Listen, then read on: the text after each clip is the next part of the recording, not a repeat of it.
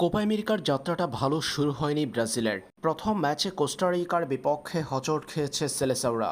ক্যালিফোর্নিয়ার সোফি স্টেডিয়ামে কোস্টারিকার সঙ্গে গোলশূন্য ড্র করে ২০২৪ কোপা আমেরিকা আসরের যাত্রা শুরু করেছে ব্রাজিল। এদিন কোস্টারিকার বিপক্ষে ম্যাচের শুরু থেকে শেষ পর্যন্ত বল দখলে ব্যাপক আধিপত্য দেখানো সেলেসাওরা ম্যাচের ৭৪% বল দখলে রেখে প্রতিপক্ষের জালে ১৯ শট নিয়েছে, যার ৩টি ছিল লক্ষ্য বরাবর।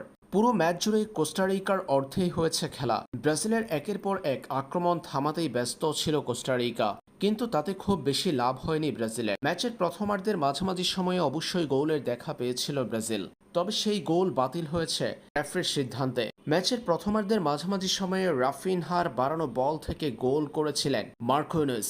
রাফিনহার ফ্রিকিক থেকে গোল করলেও সেই গোল শেষ পর্যন্ত ভিএআর দেখে অফসাইড বলে বাতিল করেছে মেক্সিকান রেফারি। এই ঘটনা নিয়ে মাঠে বেশ উত্তেজনা ছড়িয়েছে ব্রাজিল ফুটবলার ও রেফারির মাঝে। প্রথমার্ধের খেলা এরপর গোলশূন্য ড্র হওয়ার পর দ্বিতীয়ার্ধেও আর জালের দেখা পায়নি ব্রাজিল। ম্যাচে ব্রাজিলের দাবি ছিল অন্তত দুটা পেনাল্টির, যেগুলো মেক্সিকান রেফারি দিতে অস্বীকৃতি জানিয়েছে। যার মধ্যে একটি ছিল ভিনিসিয়াস জুনিয়রকে ফাউল করা, অপর একটি ছিল প্রতিপক্ষ কোস্টারিকার এক ফুটবলারের হাতে বল লাগা। এই দুটা পেনাল্টি থেকে বঞ্চিত হয়েছে ব্রাজিল, এমনটা দাবি করছে সেলেসাও ফুটবলাররা। ম্যাচে এই দাবি নিয়ে রেফারির সঙ্গে বেশ কয়েকবার দ্বন্দ্বে জড়িয়ে যেতে দেখা গেছে মার্কুইনিস, ভিনিসিয়াস জুনিয়রদের, তবে তাতে খুব বেশি লাভ হয়নি। নিজের সিদ্ধান্ত অটল ছিল রেফারি। শেষ পর্যন্ত গোলশূন্য ড্র নিয়ে মাঠ ছেড়েছে ব্রাজিল।